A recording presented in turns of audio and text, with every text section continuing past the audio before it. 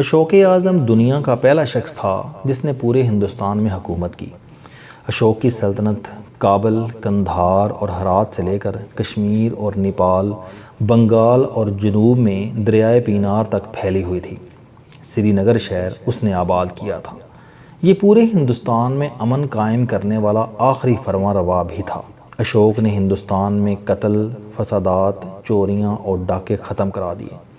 ہندوستان کو اضلاع میں تقسیم کیا، ہر ضلع میں ناظم تعینات کیے اور یہ ناظم ضلع میں امن و امان اور عدل و انصاف کے ذمہ دار ہوتے تھے۔ اشوک نے قوانین تیار کرائے۔ یہ قوانین پتھروں اور لوہے کی پلیٹوں پر کھدوائے اور یہ ملک بھر میں لگوا دیے۔ یہ فرمودات ہندوستان کی پہلی تعزیرات تھے۔ اشوکا عہد کے یہ پتھر آج بھی سوات ویلی اور گلگت کے پہاڑوں میں نصب ہیں۔ سوال یہ ہے، اشوک نے یہ مقام کیسے حاصل کیا؟ یہ ایک دلچسپ داستان ہے۔ اشوک پٹنہ کا رہنے والا تھا۔ والد بندوسار چندر گپت موریہ سلطنت کا بادشاہ تھا۔ اشوک کے 64 بھائی تھے۔ یہ تمام بھائی سازشی، لالچی اور حاسد تھے۔ اشوک باصلاحیت تھا۔ یہ دنیا فتح کرنا چاہتا تھا۔ اس میں صلاحیت بھی تھی، لیکن بھائی اس ارادے میں رکاوٹ تھے۔ یہ جنگ کے لیے محاذ پر جاتا تھا تو کوئی نہ کوئی بھائی تخت پر قبضہ کر لیتا تھا۔ یہ تالاب میں نہانے کے لیے اترتا تھا تو بھائی تیر برسانا شروع کر دیتے تھے۔ یہ کھانا شروع کرتا تھا تو سالن سے زہر نکل آتا تھا۔ یہ سونے جاتا تھا تو کوئی نہ کوئی بھائی کمرے میں سانپ چھوڑ دیتا تھا، اور یہ سیر کے لیے نکلتا تھا تو نقاب پوش حملہ کر دیتے تھے۔ اشوک تنگ آ گیا اور اس نے ایک دن سوچا، میرے پاس صرف 2 راستے ہیں، میں اپنے والد کی طرح گمنام زندگی گزار دوں یا پھر دنیا فتح کروں۔ اس نے دنیا فتح کرنے کا فیصلہ کر لیا۔ اشوک نے اپنے 64 بھائی قتل کرا دیے۔ وہ اکیلا رہ گیا۔ اس نے اہل لوگوں کی ٹیم بنائی اور ہندوستان کی اپنی منظم حکومت کا بانی بن گیا۔ ہندوستان کا دوسرا بڑا حکمران جلال الدین اکبر تھا۔ اس نے ہندوستان پر 49 سال 8 ماہ حکومت کی۔ اس کی سلطنت کشمیر، سندھ، قندھار اور سینٹرل ایشیا تک پھیلی ہوئی تھی۔ یہ اتنی بڑی سلطنت کی وجہ سے اکبر اعظم کہلاتا تھا۔ اس کی کامیابی کی وجہ اس کا اکلوتا ہونا تھا۔ یہ ہمایوں کا واحد بیٹا تھا۔ کسی نے اس کے تخت پر حق جتانے کی کوشش نہیں کی۔ اکبر نے 9 اہل ترین لوگوں کی ٹیم بنائی اور عظیم مغل سلطنت کی بنیاد رکھ دی۔ تیسرا بڑا حکمران اورنگزیب عالمگیر تھا۔ یہ بھی پورے ہندوستان پر قابض ہوا۔ یہ ہندوستان کی تاریخ کا سب سے زیادہ مدت کے لیے بادشاہ رہا۔ اس نے 50 سال 3 ماہ حکومت کی۔ یہ شاہ جہاں کا باصلاحیت ترین شہزادہ تھا۔ یہ بھی خواب پالتا تھا۔ یہ بھی پورے ہندوستان کا بادشاہ بننا چاہتا تھا، لیکن اس کے بھائی اور والد اس کے راستے کی رکاوٹ تھے۔ والد دارالشکوہ کو تخت دینا چاہتا تھا۔ وہ اہل نہیں تھا۔ دارالشکوہ اور والد شاہ جہاں نے اورنگزیب کے خلاف سازشیں شروع کر دیں۔ اورنگزیب نے بھی ایک دن سوچا، میرے پاس 2 آپشن ہیں، میں بے نام مغل شہزادے کی حیثیت سے انتقال کر جاؤں یا پھر میں شہزادہ محی الدین سے اورنگزیب عالمگیر بن جاؤں۔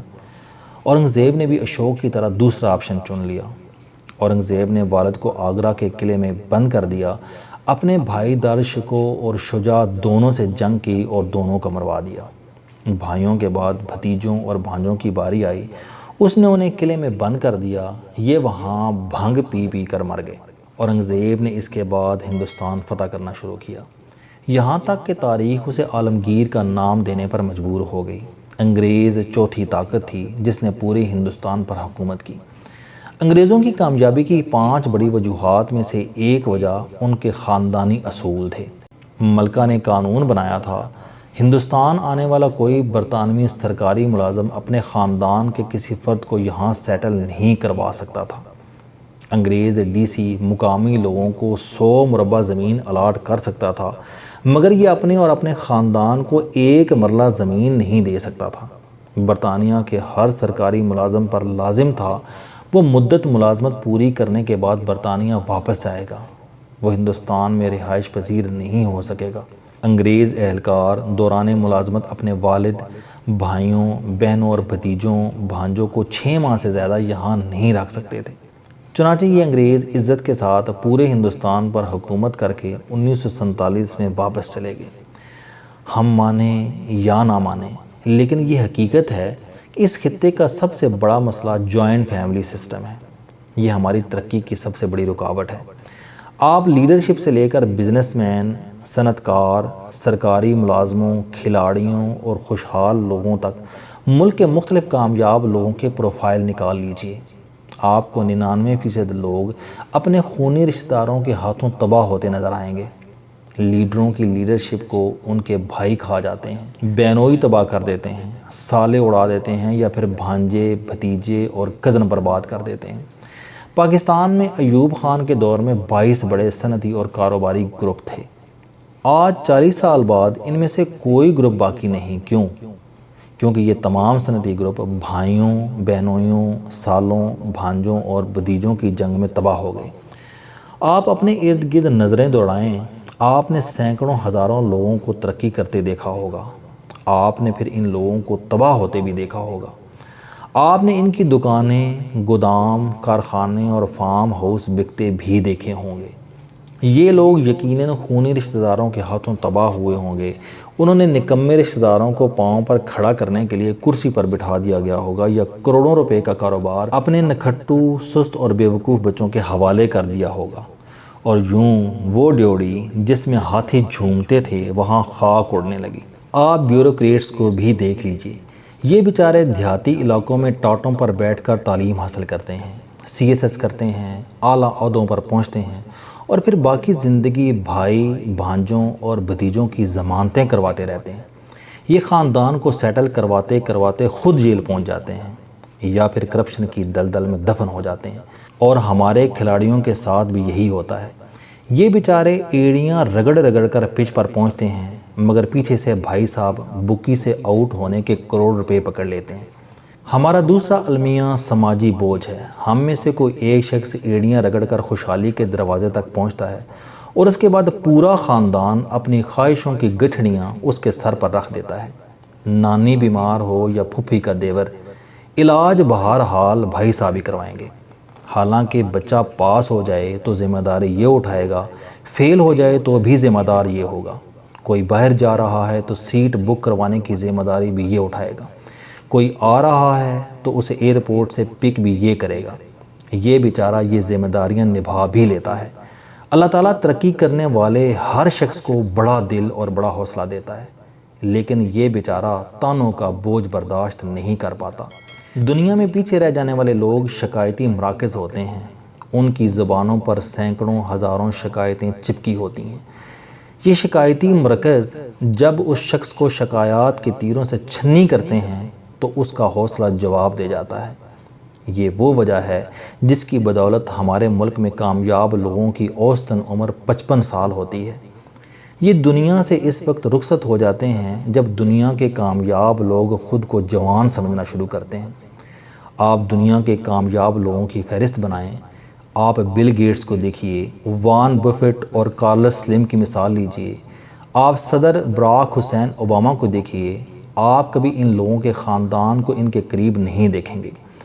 آپ کو کبھی برطانوی وزیراعظم ڈیوڈ کیمرون اور جرمن چانسلر اینجلا مرکل کے ابا جی، بھائی، بہن، بہنوئی اور سالے کی زیارت نہیں ہوگی۔ آپ ان کے بھانجوں اور بھتیجوں کے نام سے واقف نہیں ہوں گے۔ آپ کبھی اوباما کو اپنے بھتیجوں، بھانجوں سے ملاقات کرتے نہیں دیکھیں گے۔ خاندان سے یہ دوری ان کی کامیابی کی بڑی وجہ ہوتی ہے۔ کامیاب لوگوں کی کامیابی کی 6 بڑی وجوہات ہوتی ہیں، اور ان وجوہات میں سے ایک وجہ اچھی اور اہل ٹیم ہوتی ہے۔ جوائنٹ فیملی سسٹم میں پھنسے ہوئے لوگ ٹیم کے بجائے خاندان کو کھپانے میں مصروف ہو جاتے ہیں۔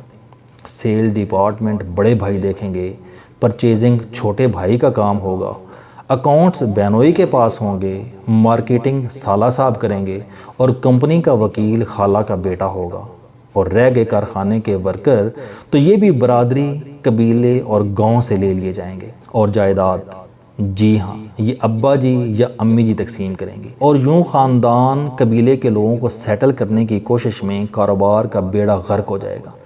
جبکہ ہمارے مقابلے میں بل گیٹس، وارن بفیٹ، کارلس سلم، صدر اوباما اور اینجلا مرکل ملک سے اہل ترین لوگ جمع کریں گے۔ یہ لوگ کام کریں گے تو یہ ان کے گلے میں ہاتھ ڈالیں گے، یہ کام نہیں کریں گے تو یہ انہیں سلام کر کے فارغ کر دیں گے اور ان کی جگہ نئے لوگ آ جائیں گے۔ یوں کمپنی اور پارٹی کامیاب ہو جائے گی۔ ہماری سیاست کا بھی یہی المیہ ہے۔ ذوالفقار علی بھٹو اپنی صاحبزادی کو وزیر اعظم بنانا چاہتے تھے۔ بھٹو صاحب کی اس خواہش نے پورا خاندان تباہ کر دیا۔ آصف علی زرداری نے 19 سال کے بچے کو پارٹی کا چیئرمین بنا دیا۔ رئیس ہی کسر بھی پوری ہو گئی، اور اب میاں نواز شریف بھی ملک کے ہیوی مینڈیٹ کو خاندان تک رکھنا چاہتے ہیں۔ چنانچہ ان کا حشر بھی وہی ہوگا جو 10,000 سال کی تاریخ میں اس خطے کے کامیاب لوگوں کا ہو رہا ہے۔ یہ بھی خاندان کو بناتے بناتے خود بکھر جائیں گے۔ یہ کمبل کا بندوبست کرتے رہ جائیں گے اور خاندان دری کھینچ لے گا اور ہیوی مینڈیٹ ماضی کا قصہ بن جائے گا۔ السلام علیکم دوستو۔ علم دوستی چینل بنانے کا مقصد موٹیویشنل اور زندگی بدل دینے والی کہانیاں آپ تک پہنچانا ہے۔ مجھے خوشی ہے کہ آپ کو یہ ویڈیوز بہت پسند آ رہی ہیں۔ کوئی بھی شخص جو مایوسیوں میں گھرا ہو یا کوئی بھی شخص جو اپنی زندگی مثبت انداز سے گزارنا چاہتا ہے، اس کے لیے یہ چینل لائف چینجنگ ثابت ہوگا۔ میرا دعویٰ ہے کہ کوئی بھی شخص اگر اس چینل کی ویڈیوز دیکھ اور سن لے گا تو اس کی زندگی بدل جائے گی۔ اگر آپ کو یہ چینل پسند آئے تو اسے سبسکرائب کرنا نہ بھولیں تاکہ ہر نئی آنے والی ویڈیو آپ تک پہنچ سکے۔ اس ویڈیو کو دوسروں تک ضرور پہنچائیں کیونکہ یہ صدقہ جاریہ ہے۔ آپ احباب کا